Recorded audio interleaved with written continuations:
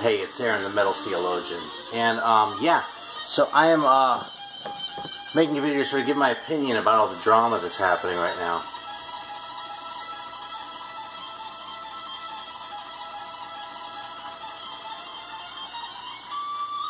I'm just fucking kidding. I'd be stupid to get involved in that shit. Here's my opinion. You want my opinion on the drama that's happening right now? Andy from Andy's Vinyl Den and Peaches from the Vinyl Countdown both have fantastic regional accents. Especially if you're out of the country and you're watching these videos and you want to hear some really cool sounding American accents, watch both their videos. Because I'll tell you, I used to work with a guy from Western North Carolina and a guy from Long Island.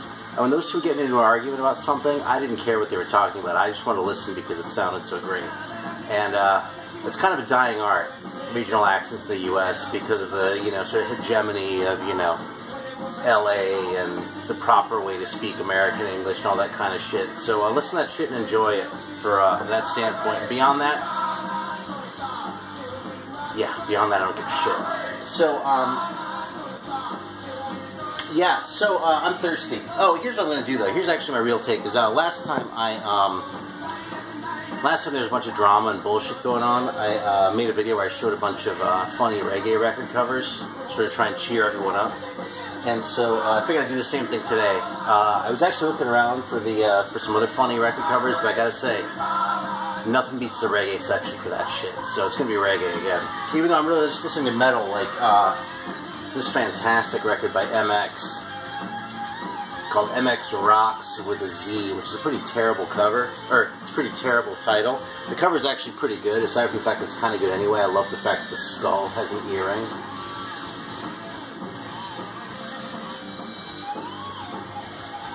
Now it turns up just a little bit. It's funny that part of the argument was about branding, actually, because, especially in Vinyl Richie's opinion, him sort of rightly saying I think they were branding, because I'm normally not really big on that sort of thing, but I suppose the whole, soda thing is kind of that. And it's ironic, because I ripped it off. I've never made any bones about that, but it's directly from Grown Man Record Night, man. I take no credit for talking about sodas, and there are times, like tonight, frankly, where I don't feel like it, and I just gotta do it anyway because people expect it. I'll have 10,000 comments of people being bummed they didn't bust out a soda if I don't do it. So I'm gonna do it to please my audience. So maybe I'm a hypocrite, or maybe I'm just smart, or maybe I'm not so smart. But I will say that since I'm not really in the mood for a soda today, because I already had a few before, I was thinking that what I might go for is some vitamins. And Dr. Enough is rich in vitamins. I actually did this one a long time ago. Actually, this was also the very first soda ever featured in So to Speak on Grown Man Record Night. So there's a little bit of trivia for you. First time I found one, I was really happy. And this is from Johnson City, Tennessee. And I never saw it before I moved to the South. It's not easy to find in South Carolina either, at least not this part.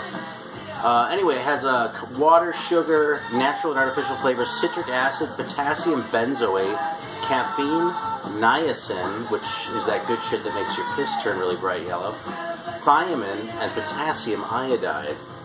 So, the story with this supposedly was like, an energy drink before there was such a thing. So, here it's 1 in the morning, I'm going to drink one, but what the hell, I can fucking sleep, no matter what you do. Here we go. Let's check it out. I haven't had one of these since the last time I featured one in a video, so I don't fucking remember what it tastes like.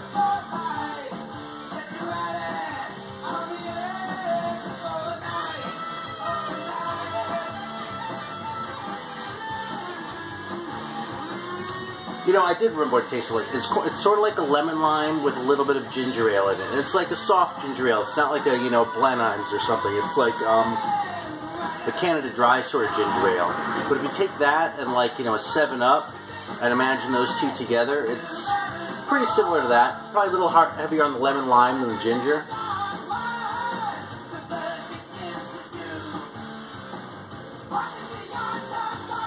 But it's a nice soda. Eminently quaffable. Good flavor. Not a really challenging flavor, a really bold flavor, but a nice flavor, an easy flavor to enjoy. And, of course, speaking of enjoying things, that guy on there is also very easy to enjoy. But gotta remind you that it's rich in vitamins. Look at that. So Dr. Enough, man, that's the soda of the day. I'm going to talk about something else real quick, too, just on the metal front. I've been revisiting bands lately that I kind of missed in the day, and here's another one. Actually, I didn't crack this open because I just got it, but this is X, and I don't know how these guys went past. Actually, I do know how they went by me. This record was on Shrapnel, and Shrapnel, seeing how they generally suck, and the records tend to focus more on like guitar shredders, which I fucking hate, but then like good songwriting and shit. I was curious about this record, but one never fell into my hands, so I didn't really go for it. Well, this is my second one. The first one I grabbed was I found a copy of Under the Spell, which I think came out on Metal Blade, actually, back in the day. God, that is a good fucking record, man. I couldn't believe how good it was. So if this is, like, half as good as that one, it'll be a very good record, you know? Not an amazing record, because the other one's very good. Very, very good. But, you know, it's not so good that if this is half as good, this is an all-time classic. But you know what I'm saying. Oh, shit! God damn it, I just spilled my fucking drink. Hang on a sec. God damn it.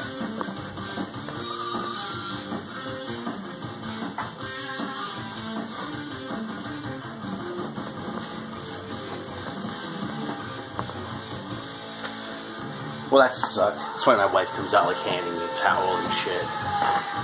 Good sport, without, like, fucking making a noise and, like, dominating the video, too. Yeah, I made a fucking mess. It's not a huge mess. It's just a minor nuisance here, but... You know something, man? That's the price you pay if you're gonna drink your fucking shit. And talk about it. Turn it up a little more. Yeah, it's fucking... You just have to fucking suffer for your art a little bit, man. If that means wiping some shit off the floor, I just have to roll with the punches. You know, it could be worse. At least no one's trying to destroy my channel, right? That's just a joke. I'm seriously not going to wait for that shit. I just think it's, You know something? I was going to say I think it's funny. I think it's funny, except for the fact that people's feelings are genuinely hurt. I don't think that's funny at all. Alright, so here we go, man. Some fucking funny reggae record covers to cheer everybody up. Okay? So check, I tried to pull out, now the last time I did one of these, like 2 years ago or so, this shit kind of seems to happen every 2 years or so. I tried to not pull out any of the same records, but I wasn't exactly going to go back and watch my old videos, so I'm going from memory. And this one actually I do think I showed at Prince Muhammad called Bubbling.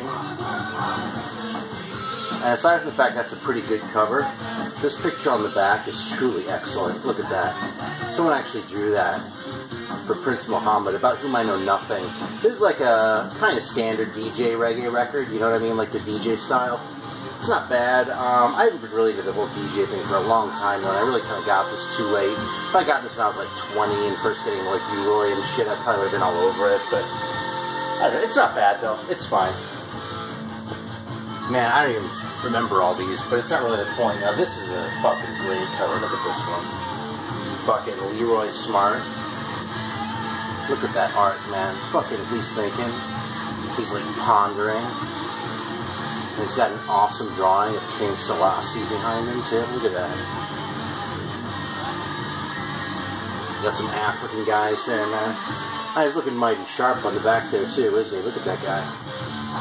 It's almost like he's Gregory Isaacs or something there. He's looking so fucking sharp. Except he's probably not quite as coked up as Gregory Isaacs. Pretty easy to say, though. Like, to compete with Gregory Isaacs on the coke front, I think you have to be like Motley Crue or something like that. I love this cover. Give Thanks and Praise by a band called Well Pleased and Satisfied, which is a fantastic name for a band. And they have an appropriately fantastic record cover, too. Look at that shit. So fucking good.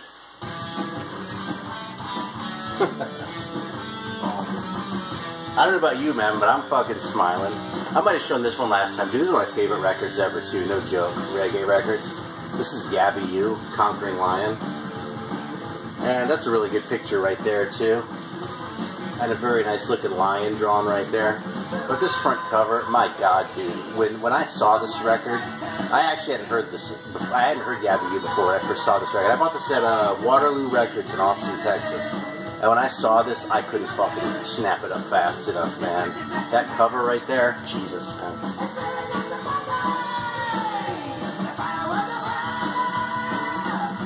Alright, here we go. This is Alpha Blondie. I really just got into Alpha Blondie a couple of years ago. I wasn't this whole like vibe, you know, not being actually Jamaican, it kind of sounds different. I mean, there's a lot of shit from the UK and even some shit from New York that's good too, you know, but the whole like legit African thing, I don't know, it just didn't quite seem to fit until like a couple of years ago when I really got into it.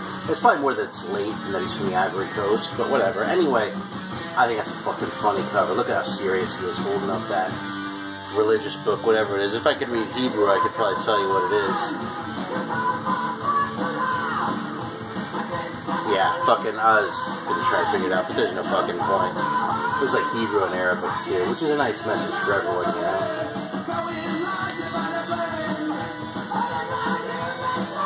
Here's another one I might have shown last time around. Look at this stuff. Like Dave and Ansel Collins. It's a really cool, like, sort of dub-ish record. Not actually dub, but like sort of dub-ish.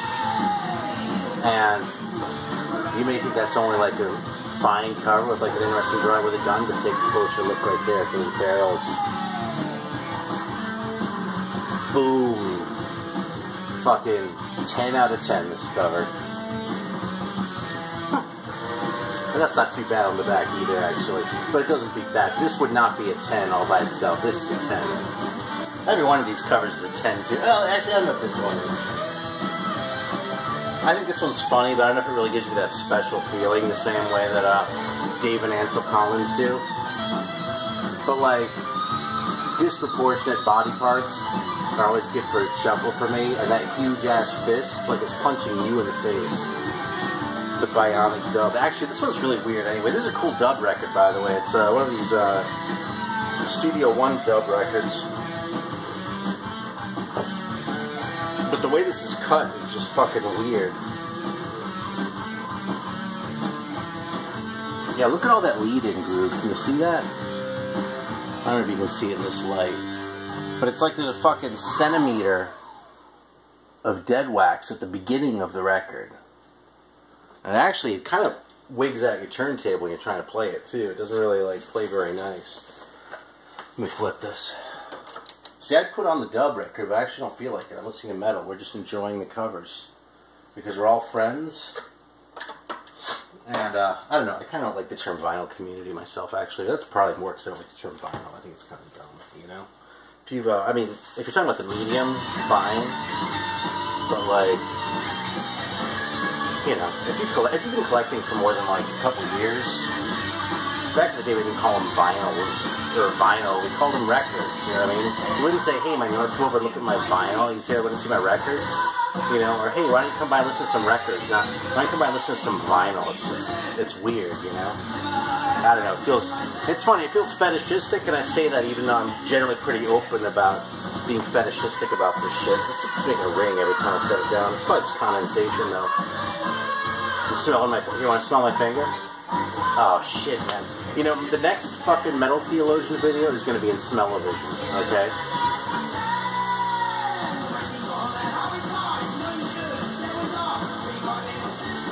Actually, I kind of just left that hanging. In case you were wondering, there's actually no smell. So I assume it's condensation, which is fine, because it won't make my floor stink.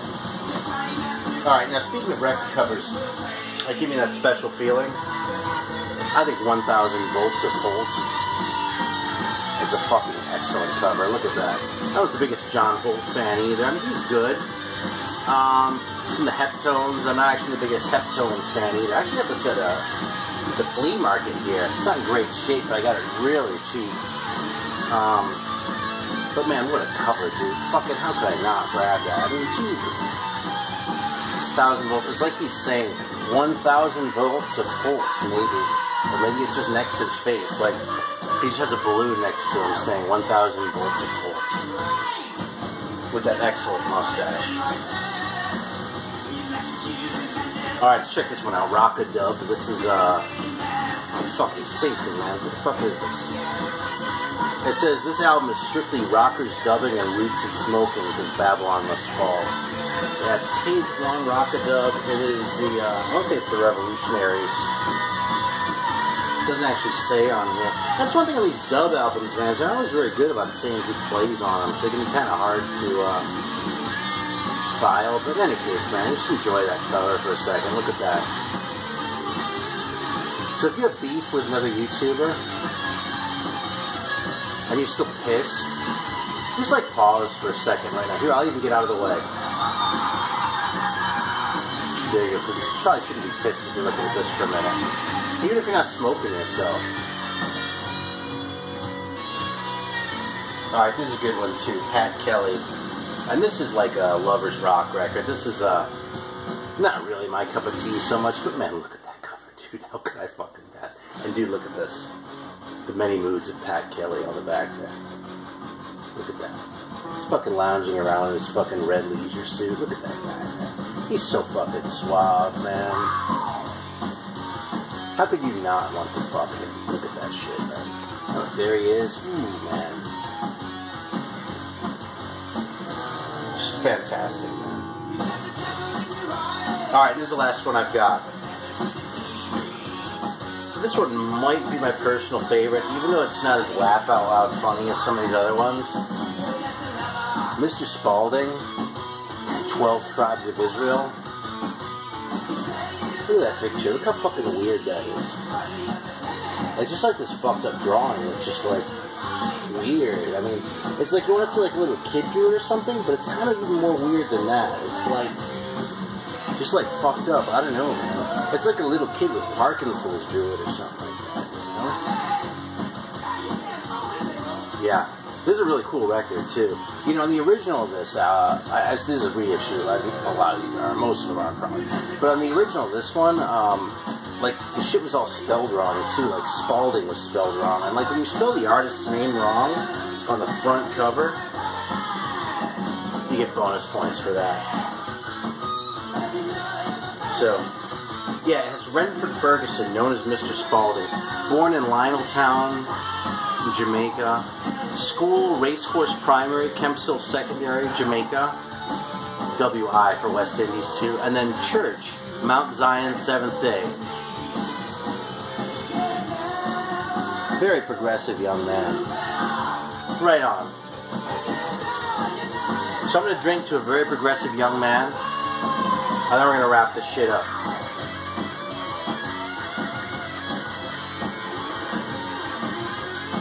Cheers. Everybody smile now. I'll see you next time.